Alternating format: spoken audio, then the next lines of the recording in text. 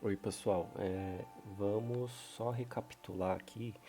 Eu já hoje o bloco de estudo eu já fechei praticamente dois blocos de 20 minutos. Falta só mais um bloco de 20 aqui para mim fechar o estudo de hoje. Eu fiz a gravação, só que o programa que captura a tela ele acabou encerrando e eu acabei perdendo a gravação dos dois primeiros blocos. Então agora falta só mais um bloco de 20 minutos. Para não fugir do tema, eu estou estudando direito administrativo. Eu estou no tópico de ato administrativo e eu estou usando o material do Gran Cursos online. Na verdade, eu estou usando o PDF do Gran Cursos e eu já fiz os fichamentos aqui eu iniciei já o estudo de ato administrativo. O que é o ato administrativo? O ato administrativo é a manifestação de vontade da administração pública, né? E essa manifestação de vontade, ela é emitida, proferida por meio de atos que são produzidos por decretos, resoluções, portarias, instruções, ordens de serviço, circulares, né? E a diferença do ato administrativo, o ato administrativo ele é um comando que exterioriza a vontade da administração pública. E uma característica inicial do ato administrativo é que o ato administrativo ele possui uma declaração unilateral de vontade. O ato administrativo ele representa somente a vontade da administração pública, independente do parecer do particular, da vontade do particular. Então, é uma declaração de vontade unilateral e não bilateral. Ela não vai depender do interesse da vontade do particular. Aí a gente já observa o efeito da supremacia do interesse público. A supremacia, o interesse público sempre vai ser superior ao interesse particular.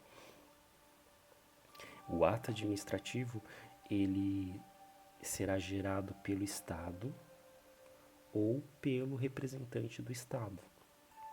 Só que às vezes o representante do Estado ele é um agente político e os agentes políticos eles também conseguem emanar atos políticos.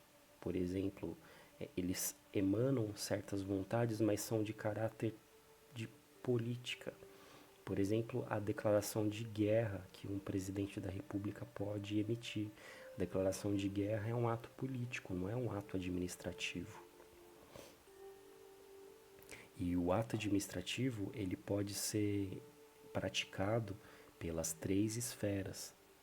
O ato administrativo pode ser executado tanto pelo poder judicial,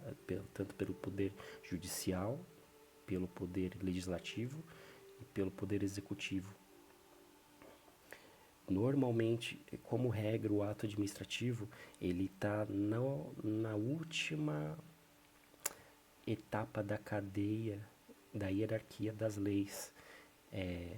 Temos a pirâmide de Kelsen. Os atos administrativos eles vão estar na base da pirâmide, ou seja, eles são por regra inferiores à lei. E a característica principal, inicial, é que o ato administrativo sempre vai representar e atender o interesse público.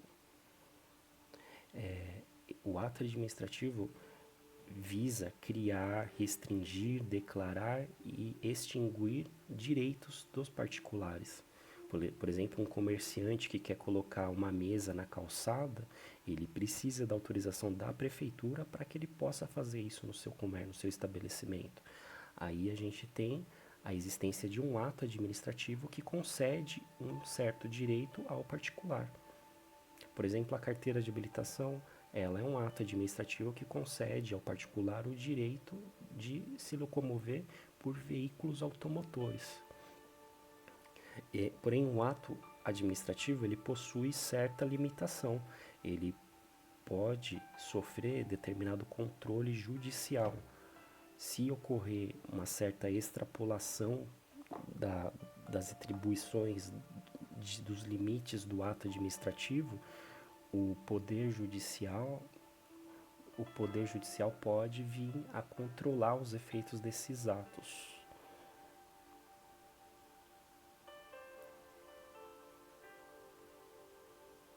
Beleza?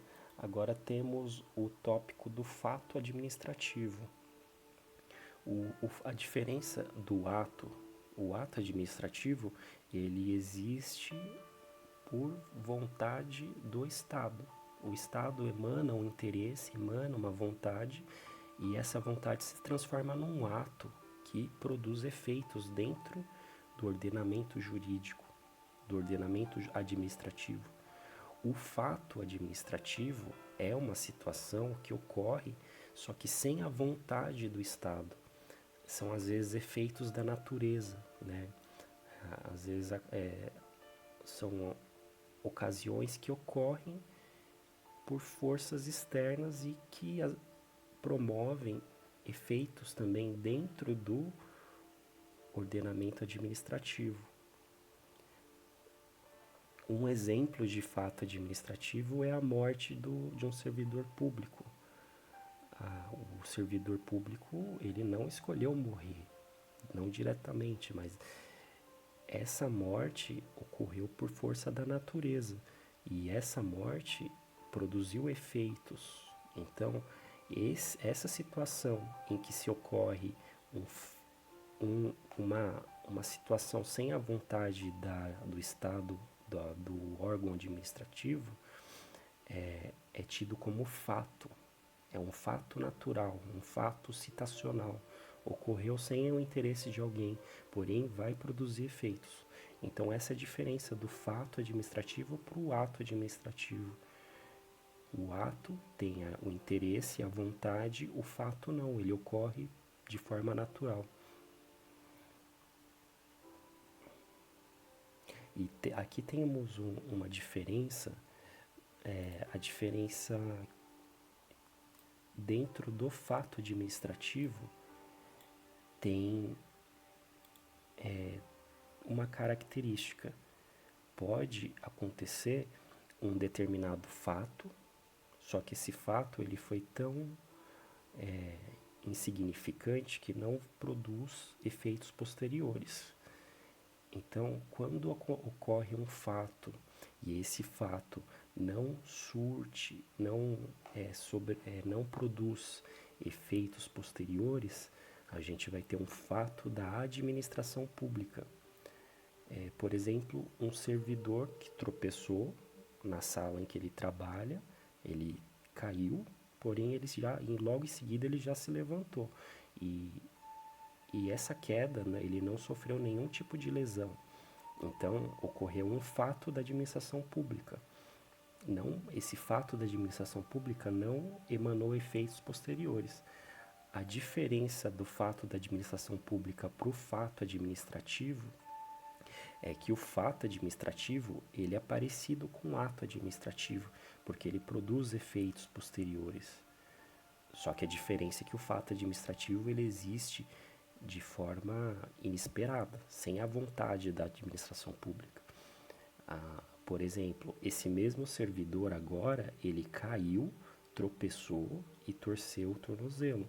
E por conta disso, ele não vai conseguir trabalhar nos próximos 30 dias. Então agora aqui nessa situação, a gente teve um fato inesperado que ocorreu por forças externas.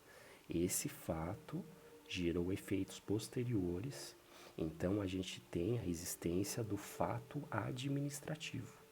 O fato da administração pública não tem efeitos posteriores, ele ocorre, é um fato, mas é da administração pública e ponto. O fato administrativo, ele vai decorrer com seus efeitos, e por isso que ele chama fato administrativo, é como se fosse um processo administrativo. Ele vai, por exemplo, esse servidor que caiu vai ter que se afastar, vai ter que entrar no INSS. A função desse servidor que se lesionou terá que ser substituída por um outro servidor que muitas vezes não exerce a função, aí vai ter que se emitir uma portaria para pleitear essa função que do funcionário que foi afastado a outro funcionário. Então, o fato administrativo é um fato que ocorre de maneira inesperada, porém produz diversos efeitos dentro do âmbito da administração pública. Beleza? Voltando aqui,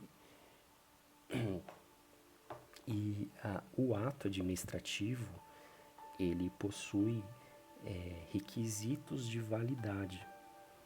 Para que se tenha a validade do ato administrativo, voltando, o ato administrativo é o ato praticado pelo poder público que tem uma manifestação de vontade, diferente do fato administrativo que não possui a manifestação da vontade, ele ocorre de maneira por força da natureza, né? Agora, o ato administrativo, ele possui uma manifestação de vontade, porém existem requisitos que validam essa manifestação de vontade da administração pública. E quais são esses requisitos? Aqui. O ato administrativo deve atender aos requisitos adequados para a sua validade e expedição. E quais são esses requisitos que validam o ato administrativo? Os requisitos que validam o ato administrativo são a competência, vou marcar, puxar aqui,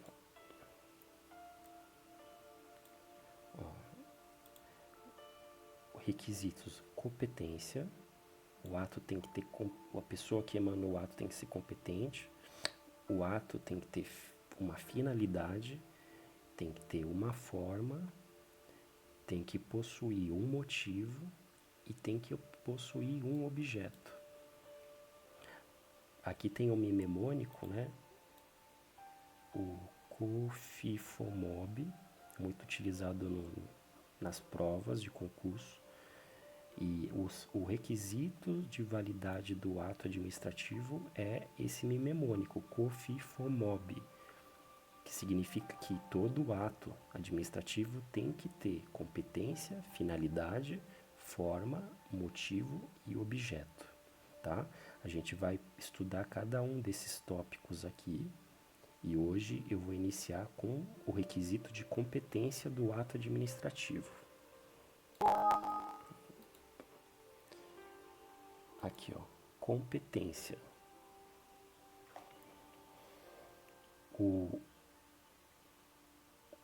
ato administrativo, ele tem que ser produzido por uma pessoa devidamente competente, né? Isso quer dizer, ser competente quer dizer que a lei conferiu determinada atribuição a determinado agente público para que ele pratique determinado ato administrativo. E quais são as características da competência? A competência ela possui 4 características, né? A primeira delas, ela é irrenunciável. O servidor público que tem a sua competência, ele não pode irrenunciar a ela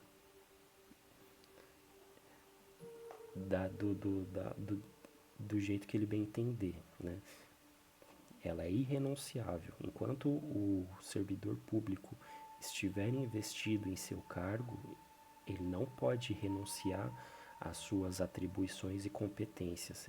Por força de lei, ele tem que executar a sua competência. Então, ela é irrenunciável.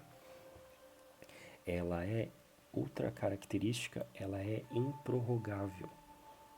Vamos supor, hoje, um auxiliar administrativo de uma prefeitura emanou um ato administrativo que deveria ter sido emanado pelo chefe de departamento.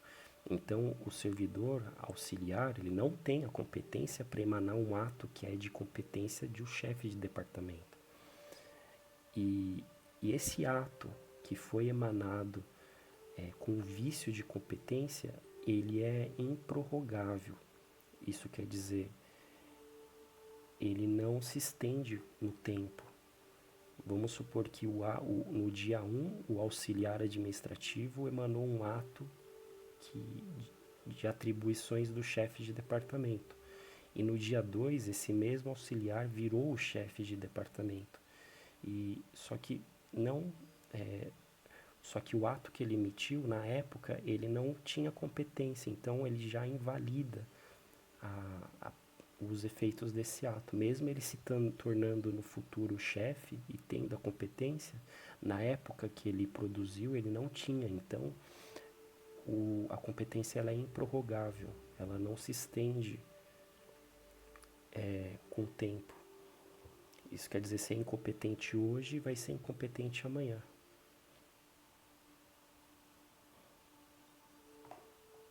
Outra característica é que o ato administrativo é imprescritível.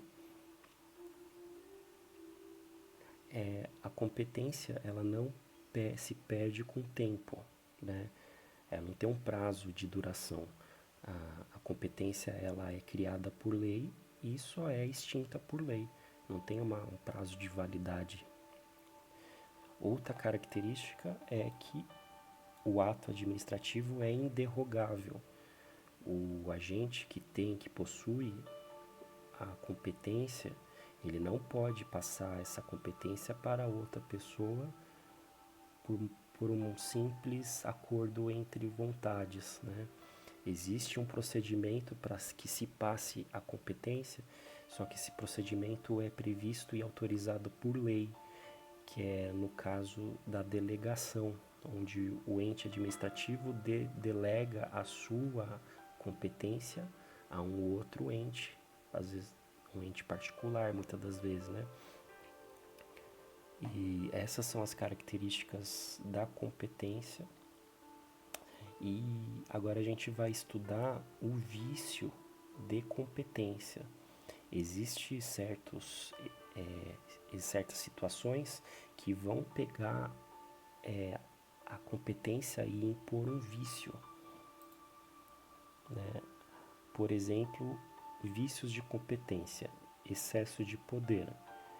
Esse tipo de vício ocorre quando o agente público extrapola os limites da sua competência. Ele quer fazer mais do que está ao cargo das atribuições dele, né? Por exemplo, um chefe de seção que aplica demissão num servidor sem seguir o rito do processo administrativo, sem instauração de um PAD. Aqui ele já está extrapolando a sua competência. Outro vício de competência é o agente putativo. Vamos ver o que o material diz sobre o agente putativo. O agente putativo é aquele servidor que se tornou funcionário público servidor público de maneira errada. Por exemplo, o servidor que fraudou o concurso público. Uma pessoa que compra o gabarito de uma prova de concurso público. Ele faz o concurso, é aprovado, ele é investido na função, pratica atos administrativos, porém, quando se descobrir que ele fraudou o processo de investidura no cargo, todos os atos administrativos que ele produziu terão como vício o vício de competência. Então vamos por aqui, agente putativo. O agente putativo. O que é o agente putativo?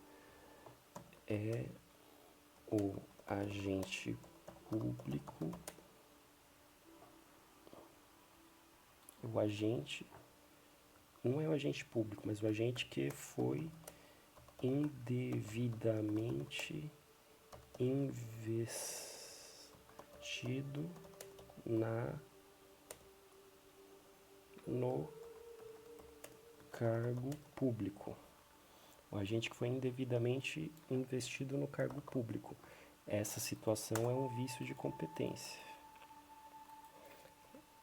O agente putativo. Exemplo: pessoa que comprou o gabarito da prova.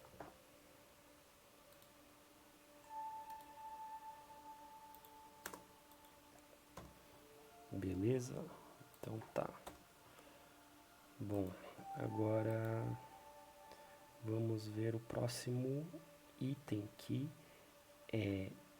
pode viciar a competência. É usurpação de função. O item C aqui. Usurpação de função.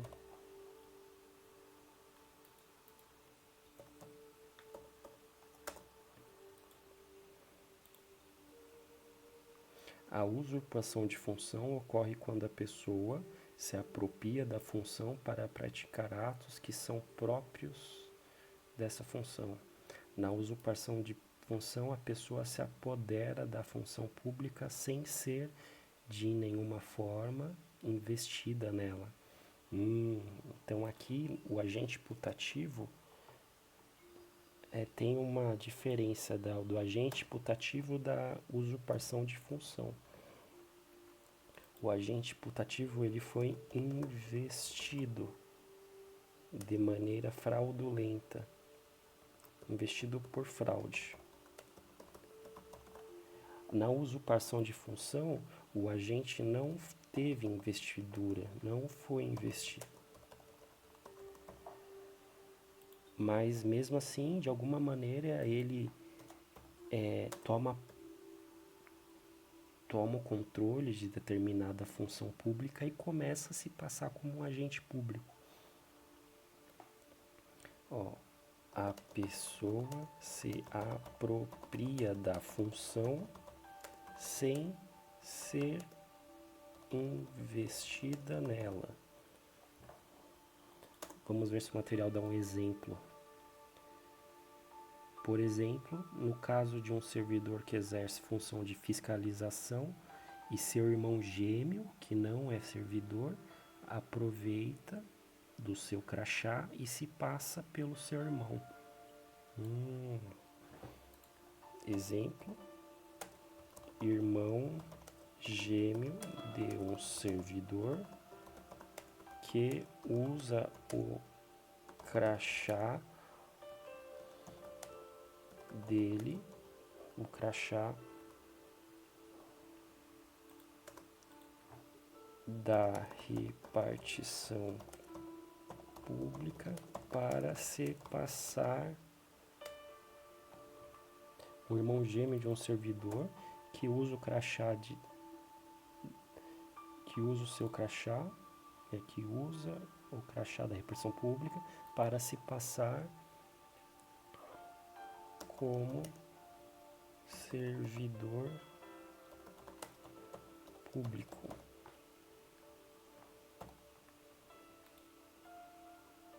Beleza. Bom, acho que aqui agora já deu o meu último bloco de direito administrativo. Deu um bloco de 1 hora. Aqui deu 20 minutos na gravação, mas é porque o programa que faz a gravação da tela, ele encerrou sozinho e eu não consegui salvar os outros 20 minutos que eu tinha feito antes. Só para fechar, vamos ver o mapa mental aqui do ato administrativo. Aqui, ato administrativo. Essa é a matéria de português, que depois eu vou pegar ela.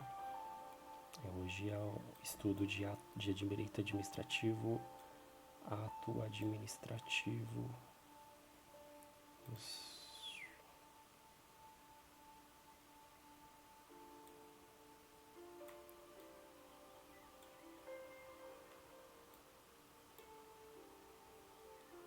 Vamos ver o mapa mental.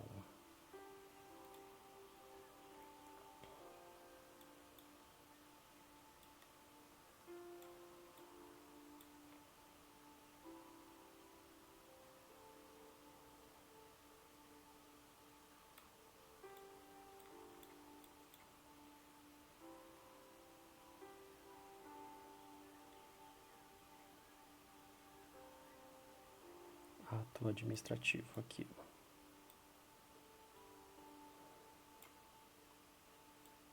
Ó, o ato administrativo, ele possui os requisitos de validade, que é os requisitos de validade do ato administrativo. Quais são? COFIFOMOB, né? Abrir aqui Vamos voltar ao mapa.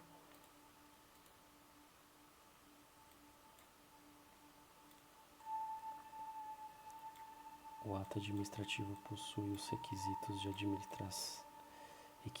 validade e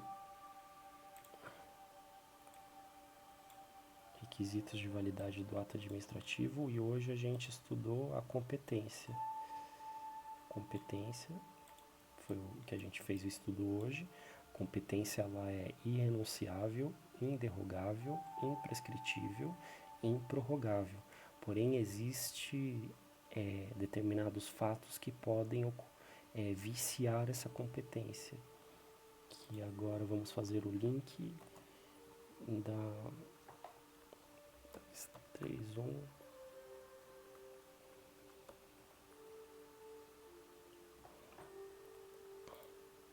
Vamos voltar ao mapa mental.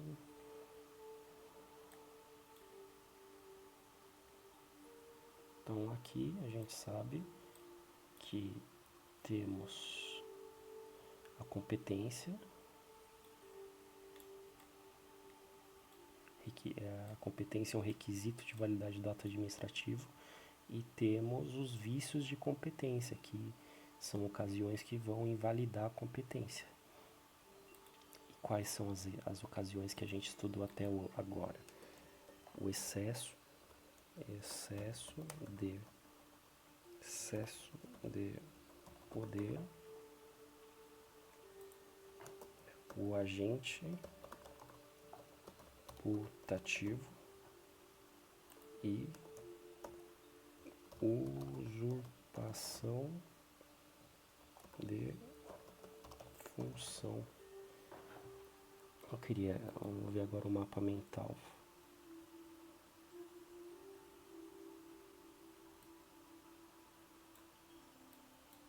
Então, beleza.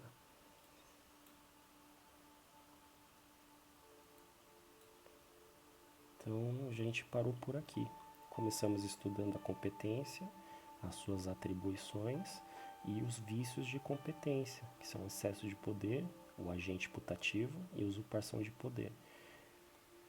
No próximo vídeo a gente vai continuar daqui, vai terminar os vícios de competência e vamos iniciar o estudo da finalidade no próximo episódio. Até que a gente se complete o mnemônico COFIFOMOB, que são os requisitos ou elementos que validam o ato administrativo. Beleza?